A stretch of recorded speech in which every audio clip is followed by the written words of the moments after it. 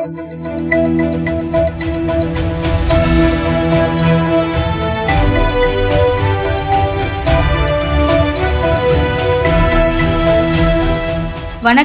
சக்தி விரைவு செய்திகள். புதுவை அரசு கல்வித்துறையின் கட்டுப்பாட்டில் இயங்கும் அரசு பள்ளிகளில் 10ஆம் வகுப்பு பயிலும் மாணவ மாணவிகளின் தேர்ச்சி சதவிகிதத்தை அதிகரிக்கவும், அதிக மதிப்பெண் எடுக்கவும், எளிதாக தேர்ச்சி அடையவும் கல்வித்துறை அமைச்சர் நமச்சிவாயம் பரிந்துரையின் பேரில் அந்தந்த பாடத்தில் அனுபவமிக்க தலைமை ஆசிரியர்கள் மற்றும் ஆசிரியர்களை கொண்டு கற்றல் பொருள் கையேடு உருவாக்கப்பட்டு அதன் அறிமுக விழா சட்டப்பேரவையில் உள்ள முதல்வர் அலுவலகத்தில் இன்று நடைபெற்றது. முதல்வர் ரங்கசாமி வெளியிட அதனை கல்வித்துறை அமைச்சர் நமச்சிவாயம் பெற்றுக் கொண்டார். இந்நிகழ்ச்சியில் கல்வித்துறை இயக்குநர் பிரியதர்ஷினி, இணை இயக்குநர் சிவகாமி, முதன்மை கல்வி அதிகாரி தனசெல்வன், நேரு, துணை இயக்குநர் பெண் கல்வி சிவராம ரெட்டி ஆகியோர் கலந்து கொண்டனர். புதுச்சேரி அரசு செய்தி மற்றும் விளம்பரத்துறை சார்பில் முன்னாள் முதல்வர் வெங்கட சுப்பா ரெட்டியாரின் பிறந்தநாள் விழா இன்று கொண்டாடப்பட்டது. அதனை ஒட்டி மறைமலை அடிகள் சாலையில் உள்ள அவரது சிலைக்கு அமைச்சர்கள் லட்சுமி நாராயணன், சாய் சரவணன் குமார், துணை சபாநாயகர் ராஜவேலு மற்றும் சட்டமன்ற உறுப்பினர்கள் பாஸ்கர் என்கிற தட்சிணாமூர்த்தி, KSP ரமேஷ், AKD ஆறுமுகம் ஆகியோர் அவரது சிலைக்கு மாலை அணிவித்து மரியாதை செலுத்தினார்கள். அதனைத் தொடர்ந்து காங்கிரஸ் கட்சியினர் வெங்கட சுப்பார் சிலைக்கு மாலை அணிவித்து மரியாதை செலுத்தினார்கள். நகராட்சி மற்றும் கொம்யூன் பஞ்சாயத்துகளில் பணிபுரியும் முழு நேர தற்காலிக ஊழியர்களுக்கு ஊதியத்தை உயர்த்தி வழங்க அரசு ஒப்புதல் அளித்துள்ளது. புதுச்சேரி உள்ளாட்சித்துறை சார்பு செயலர் ரத்னா பிறப்பித்துள்ள உத்தரவில் புதுச்சேரி நகராட்சி, கொம்யூன் பஞ்சாயத்துகளில் பணிபுரியும் முழு நேர தற்காலிக ஊழியர்களுக்கு கடந்த ஜூலை 1ஆம் தேதி முதல் ஊதிய விகிதத்தை திருத்தி அமைக்க அரசு முடிவு செய்துள்ளது. அதன்படி நகராட்சி மற்றும் கொம்யூன் பஞ்சாயத்து மற்றும் கிராம பஞ்சாயத்துகளில் பணிபுரியும் துப்புரவு பணியாளர்கள் உள்ளிட்ட ஊழியர்களுக்கு ஊதிய விகிதத்தை மாற்றி அமைக்க அரசு ஒப்புதல் அளித்துள்ளது. இதில் ஊதிய விதிகள் தற்காலிக ஊழியர்களுக்கு பொருந்தாது. இந்த ஊதிய உயர்வுக்கான செலவினம் சம்பந்தப்பட்ட உள்ளாட்சி அமைப்பின் சொந்த நிதியில் இருந்து மேற்கொள்ளப்படும் என குறிப்பிடப்பட்டுள்ளது. அரியாங்குப்பம் ஓடைவெளியை சேர்ந்தவர்கள் செல்வம், சதீஷ், கோட்டைமேடு தனசம்பத், மணவெளி கவியரசன் ஆகியோர் மீது கொலை வழக்குகள் அரியாங்குப்பம் காவல் நிலையத்தில் நிலுவையில் உள்ளது. மேலும் மணவெளி ஆனந்தன் என்பவர் மீது கஞ்சா மற்றும் லாட்டரி சீட்டு விற்பனை செய்த வழக்குகள் உள்ளன. இந்த 5 பேரும் ஊருக்குள் நுழைந்தால் பிரச்சனை வரும் என்பதால் அவர்களை ஊருக்குள் நுழைவதற்கு தடை விதிக்க தெற்கு SP வீரவல்லபன் துணை கலெக்டருக்கு பரிந்துரை செய்தார். அதன் பேரில் துணை கலெக்டர் கந்தசாமி 5 பேரையும் 2 மாதங்கள் ஊருக்குள் நுழைவதற்கு தடை விதித்து உத்தரவிட்டுள்ளார். மேட்டுப்பாளையம் அருகே கஞ்சா விற்பனையில் ஈடுபட்ட 2 வாலிபர்களை போலீசார் கைது செய்தனர். புதுச்சேரி மேட்டுப்பாளையம் சப் இன்ஸ்பெக்டர் புனிதராஜ் தலைமையிலான போலீசார் மேட்டுப்பாளையம் சுடுகாடு அருகே ரோந்து பணியில் ஈடுபட்டிருந்தனர்.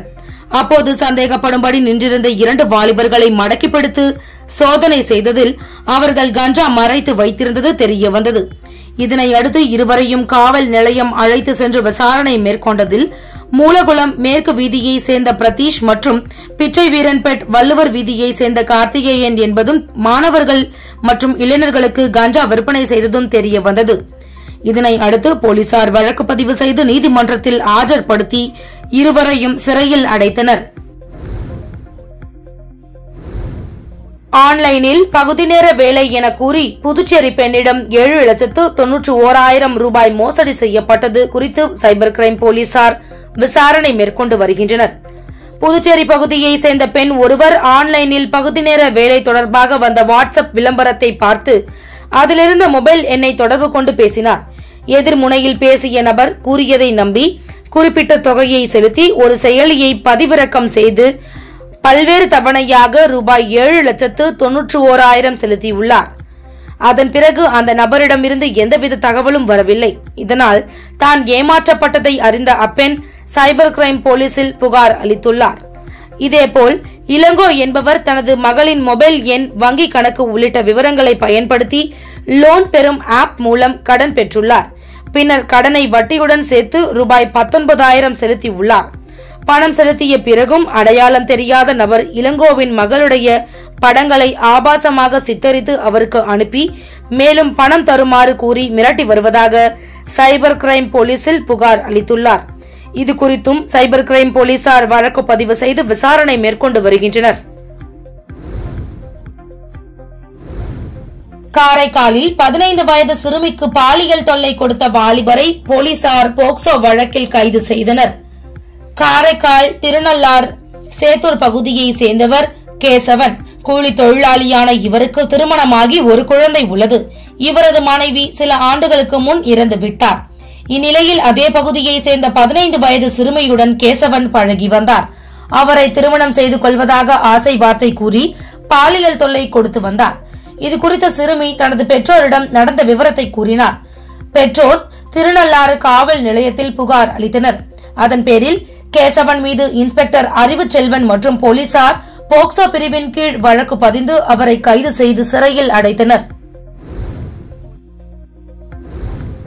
புதுச்சேரி சைபர் கிரைம் காவல் கண்காணிப்பாளர் பாஸ்கரன் வெளியிட்டுள்ள செய்திக்குறிப்பில், பொதுமக்கள் யாரும் சமூக ஊடகத்தின் மூலமாகவோ அல்லது குறுஞ்செய்தி மூலமாகவோ மத்தியிலும் மாநிலத்திலும் அரசாங்க வேலை வழங்குவதாக வரும் விவரங்களை நம்பி அதற்கு விண்ணப்பித்து அதனால் வரும் அழைப்பு கடிதத்தை நம்பி பணம் அனுப்ப வேண்டாம். மேலும் அவ்வாறு வரும் விளம்பரங்களை பற்றி அருகில் உள்ள காவல் நிலையம் அல்லது கோரிமேட்டில் உள்ள இணைய வழி குற்றப்பிரிவு காவல் நிலையத்தில் புகார் அளிக்குமாறு தெரிவிக்கப்படுகிறது என குறிப்பிடப்பட்டுள்ளது. மின்வெட்டு அறிவிப்பு. புதுவை 22 கிலோவாட் வில்லியனூர் சேதராப்பட்டு மின்பாதையில் பராமரிப்பு பணிகள் மேற்கொள்ள இருப்பதால் 19/12/2023 செவ்வாய்க்கிழமை காலை 10 மணியிலிருந்து மாலை 4 மணி வரை கீழ் குறிப்பிடப்படும் பகுதிகளில் அனைத்து மின் நுகர்வோர்களுக்கும் மின் விநியோகம் முற்றிலும் தடைப்படும் என்று பொதுமக்களுக்கு இதன் மூலம் அறிவிக்கப்பட்டுள்ளது. கோபாலன் கடை, அம்மா நகர், முத்துப்பிள்ளைப்பாளையம், புதுநகர், ஓம்சக்தி நகர், ராதா நகர், சப்தகிரி ராயல் நகரம், ஞான சம்பந்தம், பாலாஜி நகர், ஆதித்யா அவென்யூ, பிச்சை வீரன்பட், கல்மேடுபெட் சாலை ஒரு பகுதி, டாக்டர் ராதாகிருஷ்ணன் நகர், காரை கோவிந்தன் நகர், ரெட்டியார் பாளையம், ஆதிகேசவன் நகர், திருநகர், சரணாராயணா நகர், காவேரி நகர், பெருமாள் ராஜா கார்டன், வானத்து நகர், அஜீஸ் நகர், அரவிந்தர் நகர், சின்னசாமி நகர், சத்யசாய் நகர், பாரிஸ் நகர், கோல்டன் அவென்யூ, பூமியான்பேட், ஜவஹர் நகர், சிவா நகர், பூமியான்பேட் வீட்டுவசதி வாரியம், ராகவேந்திரா நகர், பொன் நகர், அருள் நகர், சுதாகர் நகர், பவழக்காரன் சாவடி, சத்யசாய் நகர், ஜவஹர் நகர், பாவானர் நகர், புதுநகர், மூகாம்பிகை நகர் ஒரு பகுதி மற்றும் அதனை சார்ந்த பகுதிகள். மேலும் மின் நுகர்வோர்கள் தங்களது பகுதியில் மின்தடையை குறுஞ்செய்தி மூலம் அறிவதற்கு தங்களது கைபேசி எண்ணை உரிய இயக்குதல் மற்றும் பராமரித்தல் பிரிவு அலுவலகத்தில் முன்பதிவு செய்து கொள்ளுமாறு கேட்டுக் கொள்ளப்படுகிறார்கள். பொதுமக்கள் மின்துறையுடன் ஒத்துழைக்குமாறு கேட்டுக் கொள்ளப்படுகிறார்கள். புதுச்சேரி உப்பளம் தொகுதிக்குட்பட்ட சுப்பையா சாலை, அம்பேத்கர் சாலை, நேதாஜி நகர், வண்ணாரப்பேட்டை, செஞ்சி சாலை, ஆம்பூர் சாலை உள்ளிட்ட பல்வேறு சாலைகள் மழையினால் சேதமடைந்து குண்டும் குழியுமாக உள்ளது. இதனால் இவ்வழியே பள்ளி மற்றும் கல்லூரிக்கு செல்லும் மாணவ மாணவிகள், பொதுமக்கள் என அனைவரும் இருசக்கர வாகனங்களில் செல்ல முடியாமல் கடுமையான சிரமத்திற்கு ஆளாகி வருகின்றனர். தொகுதியில் உள்ள அனைத்து சாலைகளையும் சீரமைக்க வேண்டும் என்று அதிமுக சார்பில் பலமுறை அதிகாரிகளை சந்தித்து வலியுறுத்தப்பட்டு வந்தது. ஆனாலும் இதுவரை சாலைகள் சீரமைக்கப்படவில்லை. இந்நிலையில் குண்டும் குழியுமாக உள்ள அனைத்து சாலைகளையும் சீரமைக்க கோரி அதிமுகவினர் சாலை மறியல் போராட்டத்தில் ஈடுபட்டனர்.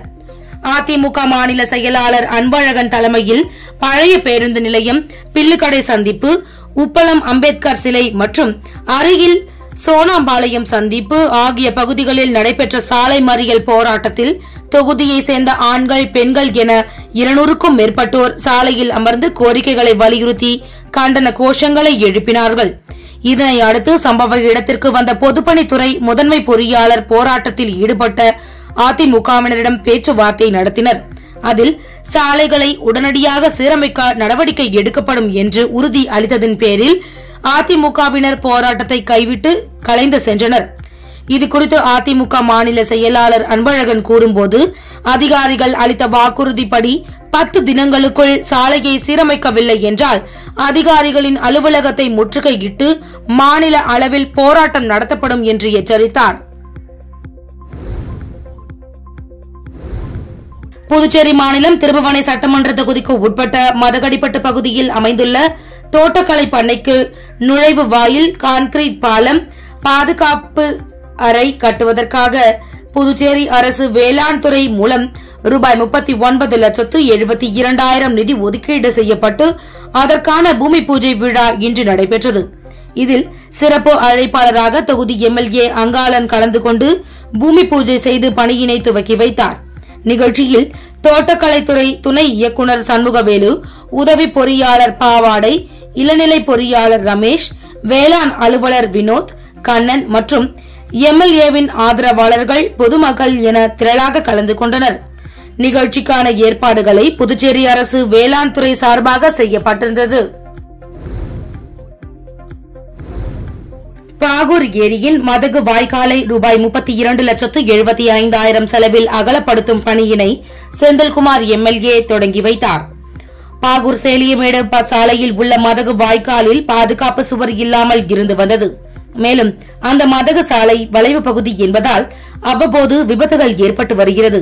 இதனால் சாலையை அகலப்படுத்தி வளைவு பகுதியை சரி செய்ய வேண்டுமென பொதுமக்கள் கோரிக்கை வைத்து வந்தனர்.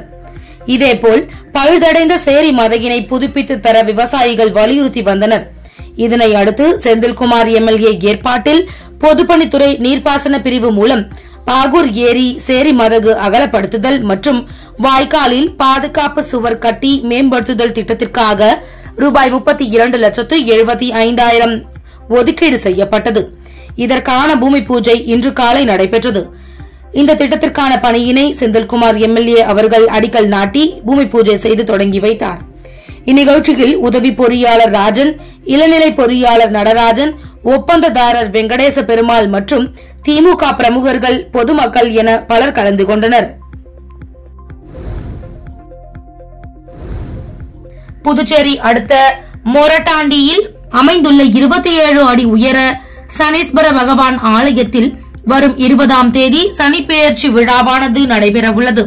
இது குறித்து ஆலய குருக்கள் சிதம்பர கீதாராம குருக்கள் கூறுகையில், வரும் 20ஆம் தேதி சனி பகவான் மகர ராசியிலிருந்து கும்ப ராசிக்கு இடம்பெயரும் சனிப்பெயர்ச்சி விழா ஆலயத்தில் வெகு விமர்சையாக நடைபெறவுள்ளது.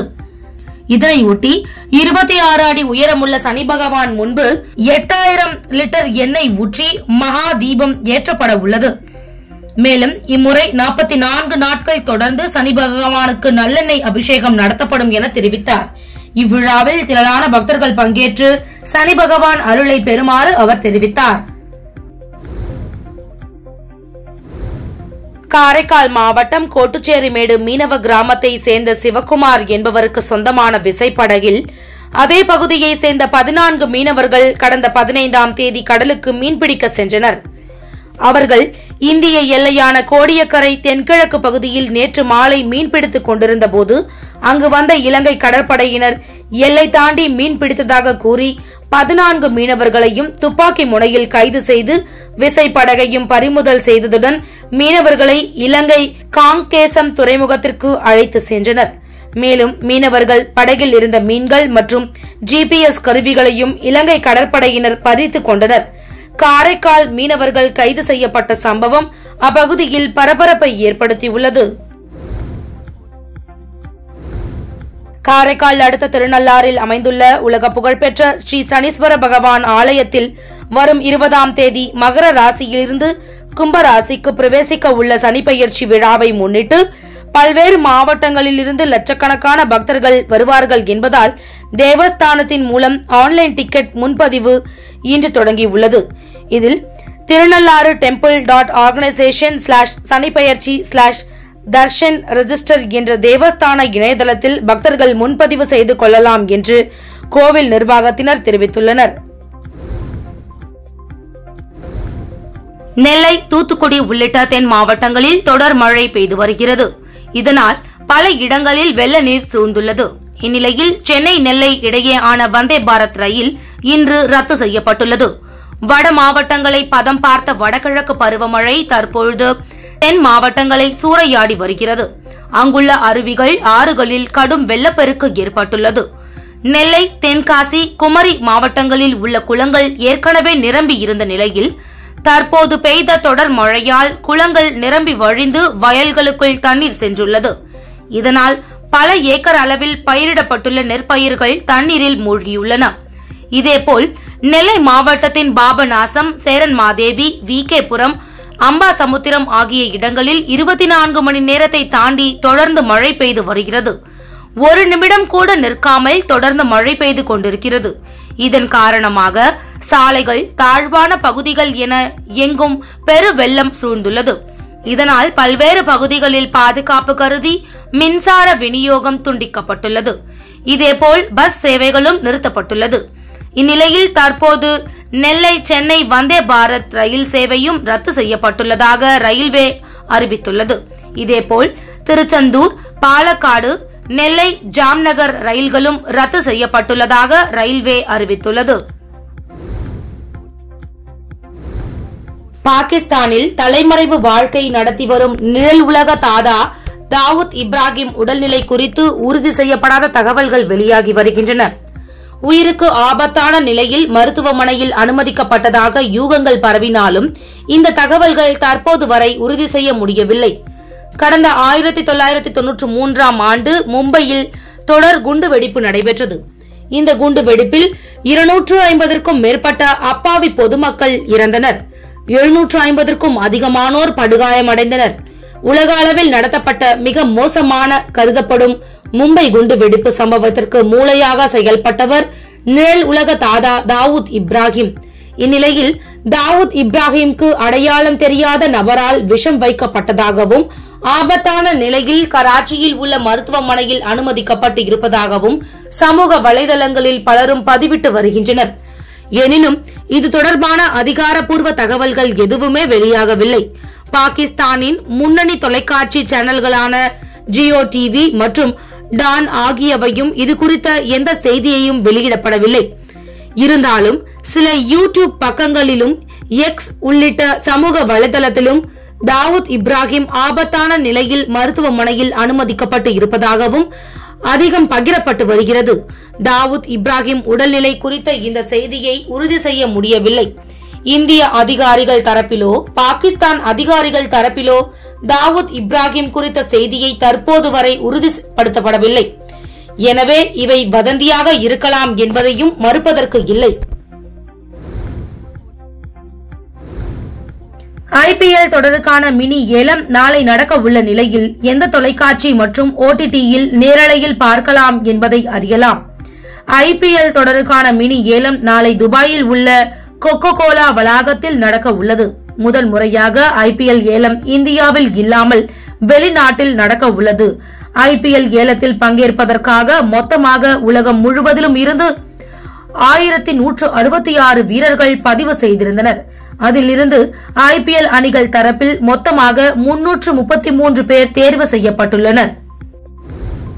இத்துடன் சக்தி விரைவு செய்திகள் நிறைவடைகின்றன. வணக்கம்.